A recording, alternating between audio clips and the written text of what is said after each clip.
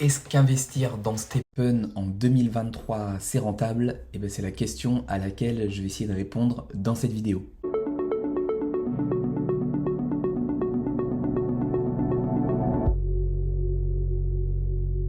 Alors tu as le droit de te poser la question parce qu'en 2022, la rentabilité avec Stephen, ça a été un peu les montagnes russes.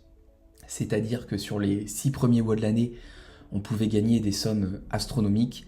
Et lorsque les Chinois ont été bannis de l'application courant juin, les gains ont terriblement baissé. Et aujourd'hui, le jeu s'est plutôt stabilisé depuis septembre-octobre 2022 avec la sortie du GMT puis des Rainbow Sneakers. Et le rendement reste assez similaire. Donc oui, les gains ont terriblement baissé, mais à savoir que le prix des baskets aussi. Aujourd'hui, une paire, ça vaut environ 30 €. Moi, quand je suis rentré dans le jeu, elle en valait 7 à 800. Donc pour rappel, cette vidéo n'est pas un conseil investissement, je vais simplement te partager mon expérience. On va valoriser aussi le montant de mon investissement si je rentrais aujourd'hui et on va calculer le rendement par rapport à ce que je peux gagner tous les mois. Sachant que voilà, à l'époque, il y avait beaucoup de mises à jour, beaucoup de personnes rentraient dans le jeu, il y a eu pas mal de personnes qui sont aussi sorties, notamment avec le ban des Chinois, donc le jeu n'était pas stable. Aujourd'hui, il est stable, comme je te l'ai dit juste avant, depuis octobre. Donc ça peut nous permettre de voir à un peu plus long terme, sachant qu'à l'époque, la rentabilité se faisait sur 30 à 40 jours, mais du jour au lendemain, ça pouvait changer. Aujourd'hui, on le verra, en quelques mois, on peut rentabiliser son investissement. Aujourd'hui, la grosse mise à jour qui pourrait faire un peu bouger les choses, c'est la sortie des Rainbow Plus qui a été annoncée courant juin. Cependant, moi, ma stratégie n'est pas sur le GMT, mais est sur les GST Mystery Box, donc je ne devrais pas trop être impacté.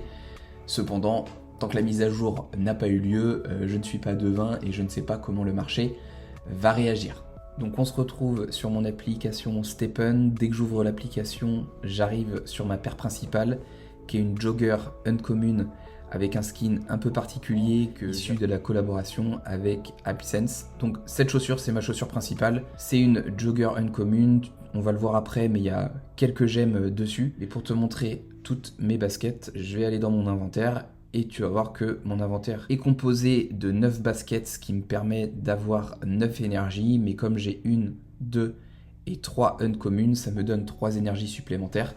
Donc j'ai 12 énergies par jour, à savoir 60 minutes de marche par jour. Pour revenir sur ma paire principale, quelle est ma stratégie du coup avec cette paire principale, sachant que j'en utilise vraiment qu'une. Je sais que certains utilisent 2 baskets, par exemple une pour le GMT et une pour le GST Mystery Box. Et sur cette paire principale, j'ai décidé de booster la luck et l'efficience. Mais je t'invite à rester jusqu'à la fin de la vidéo car mon rendement n'est pas forcément le plus optimisé étant donné que cette chaussure n'est pas la plus optimisée, mais on le verra après pourquoi. Donc sur cette paire principale, j'ai 3 slots pour des gemmes de luck et j'en ai un pour une gemme d'efficience. Donc j'ai mis une gemme de niveau 4 d'efficience pour booster mon efficience. Et pour la luck, j'ai une gemme de niveau 4 et 2 gemmes de niveau 2. Donc mon parc de chaussures est composé de 9 chaussures avec 3 uncommon. Et sur ma paire principale, on retrouve 3 gemmes. Donc on va calculer le coût de mon parc de chaussures et ensuite on passera à son rendement mensuel. Donc en se rendant sur la marketplace, on va directement tomber sur les chaussures les moins chères. Donc en l'occurrence, les chaussures les moins chères sont des runners, que ce sont les chaussures les plus difficiles à utiliser quotidiennement. Et les runners common, aujourd'hui, valent 110 GMT. Alors tu n'as pas besoin de prendre 9 chaussures, par exemple si tu pars sur une stratégie à 9 chaussures de qualité. Il te suffit d'en avoir une, voire 2 principales si tu veux mixer les stratégies, mais ensuite les autres ne vont te servir qu'à augmenter ton nombre de chaussures et donc ton nombre d'énergie.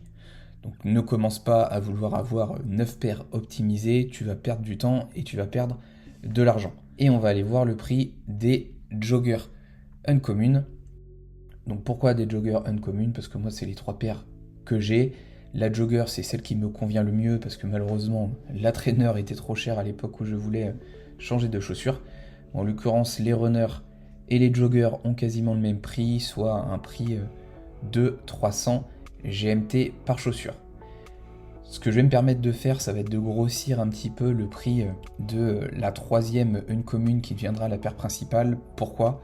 Parce que à 300 GMT, tu vas avoir les chaussures les moins chères, les chaussures les moins bien équipées, et en l'occurrence avec un niveau par exemple 24 et avec des attributs un peu meilleurs, on va plutôt partir sur 350 GMT. Pourquoi le niveau 24 ? Car quand tu vas passer au niveau 25, pour seulement 25 GST, tu vas pouvoir repartir avec une chaussure neuve.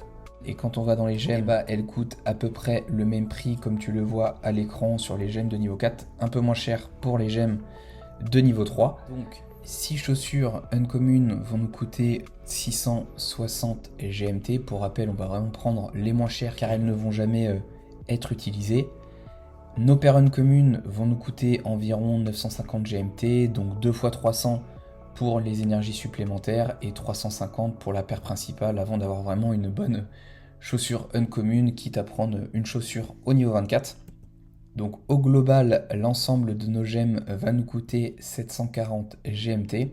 Donc au total, tu vas en avoir pour 2350 GMT pour avoir le même parc de chaussures que le mien. À l'heure où j'enregistre, le 15 mai 2023, 1 GMT égale un peu plus que 25 centimes d'euros. Donc ton investissement initial va être d'environ 600 euros. Donc ma stratégie aujourd'hui est de jouer le GST avec les Mystery Box de niveau 6. Donc il faut savoir qu'aujourd'hui les Mystery Box de niveau 6 coûtent 255 GST à ouvrir si on attend les 240 heures qui permettent de faire baisser le prix jusqu'à son prix de base. Je peux choisir d'ouvrir les Mystery Box de niveau 6 avant les 240 heures, mais du coup ça va me coûter beaucoup plus cher en GST et baisser la rentabilité. Donc je préfère attendre le temps imparti et du coup 240 heures soit 10 jours. Donc qu'est-ce qui se trouve dans les Mystery Box de niveau 6 ? Alors là ici je vais te parler de mon expérience, je vais pas forcément te montrer les jolis graphes que tu peux retrouver à droite à gauche sur internet, mais l'idée de cette vidéo et des vidéos sur Stepn sur la chaîne, c'est vraiment de te faire un retour de mon expérience et pas de la théorie, parce que sinon ça n'a aucun intérêt. Tu as juste à lire le white paper et à faire tes calculs dans ton coin. Mais ce que je trouve intéressant avec toutes les personnes qui partagent leur expérience sur Stepn, c'est de justement prendre connaissance de leur stratégie, de leur propre expérience, et du coup après toi tu peux te faire une idée en croisant toutes les informations. Donc en majorité, j'ai ouvert une vingtaine de Mystery Box de niveau 6. J'ai à 95, si ce n'est plus, % du temps, 6 gemmes de niveau 1 et 2 gemmes de niveau 2, à savoir que les gemmes de niveau 1 seront les mêmes, donc si on a des gemmes de résilience, ce sera 6 gemmes de résilience, et pas par exemple 3 de résilience et 3 de confort. Idem pour les gemmes de niveau 2, si j'ai 2 gemmes, ça sera 2 gemmes par exemple de confort ou 2 gemmes de résilience, etc., etc. Mais les gemmes de niveau 1 et les gemmes de niveau 2 peut être différente comme tu le vois à l'écran. Il est vrai que j'ai déjà gagné seulement une gemme de niveau 2, mais ça ne m'est arrivé vraiment que une ou deux fois. Et à l'inverse, il m'est arrivé aussi de gagner un parchemin, donc ça m'est arrivé que une ou deux fois également. Donc je préfère me baser sur la moyenne, ce qui arrive le plus couramment pour vraiment avoir un calcul lissé. De toute façon, tu ne pourras jamais avoir un calcul au centime, voire à l'euro près. Pourquoi ? Parce que en fait, les gains dans les Mystery Box va varier, le prix du GMT va varier, le prix du GST va varier, etc., etc. Donc, mon expérience ne la prend pas à l'euro ou au centime près, parce que ce qui est vrai aujourd'hui ne l'était peut-être pas le mois dernier, ne le sera sûrement pas le mois suivant. Mais pourquoi je fais cette vidéo ? C'est parce que les gains ont quand même été lissés de mon côté depuis 6 mois sur Stepn, et on passe pas du simple au double d'un mois à l'autre, d'où mon retour d'expérience. Donc pour revenir à nos moutons, une Mystery Box de niveau 6 va me donner 6 gemmes de niveau 1 et 2 gemmes de niveau 2. Si j'ai énormément de chance, je vais avoir 6 gemmes de niveau 1 de confort et 2 gemmes de niveau 2 de confort. Au prix actuel des gemmes, ça me donne 80 GMT à la revente de gains. Et à l'inverse, si je n'ai vraiment pas de chance, j'aurai des gemmes de résilience, ce qui me donnerait 9 GMT.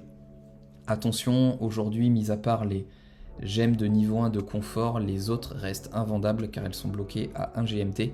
Donc il faut tenter des upgrades de gemmes pour vendre ensuite les gemmes de niveau 2. Cependant, il y a un risque que l'upgrade ne fonctionne pas, car un upgrade de gemmes de niveau 1 a 35% de chance de réussir, soit une chance sur 3. Donc malheureusement, on va plus perdre que gagner et ça peut être un peu frustrant. Donc malgré tout, moi mon idée ici c'est d'emmagasiner le plus d'argent possible avec Stephen. Donc je tente les upgrades pour vendre les gemmes dans l'état actuel du jeu, sauf les gemmes de niveau 1 de résilience, car un mode marathon est prévu dans les mois à venir et les gemmes de résilience c'est la seule méta qui n'a pas eu lieu sur Stephen. Donc j'espère que les gemmes de niveau 1 verront leur prix augmenter, mais étant donné que tout le monde doit avoir la même stratégie que moi, c'est vraiment pas garanti. Donc en moyenne, une Mystery Box de niveau 6 du coup va me rapporter 44,5 GMT. Donc voilà, j'ai pris la moyenne entre le prix maximum que je pouvais récupérer et le prix minimum. Voilà, 44,5 ce sera jamais le résultat, parce que parfois ça va être plus, parfois ça va être moins. Il y a un facteur chance qui rentre en compte, mais comme tu l'as compris, je pars sur la moyenne et sur mon expérience. Donc la Mystery Box de niveau 6 va me coûter environ 250 GST à ouvrir. Elle va me rapporter en moyenne 44,5 GMT, ce qui va me donner un résultat net de 7,61 € par Mystery Box ouverte. Étant donné que j'ai 4 slots pour accueillir des Mystery Box et que je vais pouvoir en ouvrir une tous les 10 jours, ça va me donner en moyenne 12 ouvertures par mois. Donc si je multiplie 12 par 7,61 €, ça va me donner un chiffre d'affaires de 91,41 €. Donc pourquoi je parle de chiffre d'affaires? Parce qu'il y a une donnée à prendre en compte, ça va être l'usure de la chaussure. Donc en fait, il y a deux types d'usure, si je peux m'exprimer ainsi. Il va y avoir l'usure liée au point de résilience, donc la chaussure va un petit peu s'user et après chaque course tu vas devoir utiliser des GST pour la réparer. Plus ton niveau de résilience sera élevé, moins tu auras besoin de GST pour la réparer. Et à côté, la deuxième usure, c'est les points de vie, autrement appelés HP. Et ces points de vie, tu vas en perdre un tout petit peu à chaque sortie. Ça va aussi dépendre de tes points de résilience. Et il faut savoir qu'en dessous de 20%, ta paire va perdre en rentabilité car tu vas moins gagner. Et il faut savoir que si demain tu veux revendre ta chaussure sur la marketplace, il faut absolument que tu sois à 100%.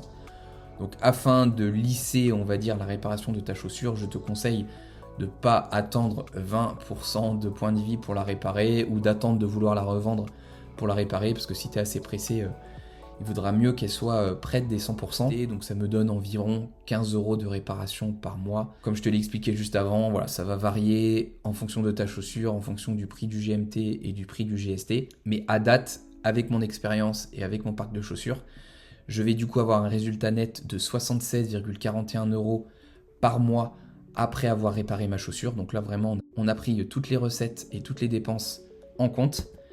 Ce qui me donne un pourcentage de rendement mensuel de 12,7% par mois. Et là, tu vas me dire, mais attends, sur ta miniature, tu m'avais indiqué 15%. Alors oui, j'ai indiqué 15%. Pourquoi? Parce que par exemple, au mois d'avril, j'ai réalisé un résultat de 16,89%, mais qui s'explique essentiellement du fait que je n'ai pas réparé ma chaussure. Si j'enlève les 15 € au 101 de mon chiffre d'affaires du mois d'avril, j'arrive à 76, et si j'arrive à 76, j'arrive au résultat précédent.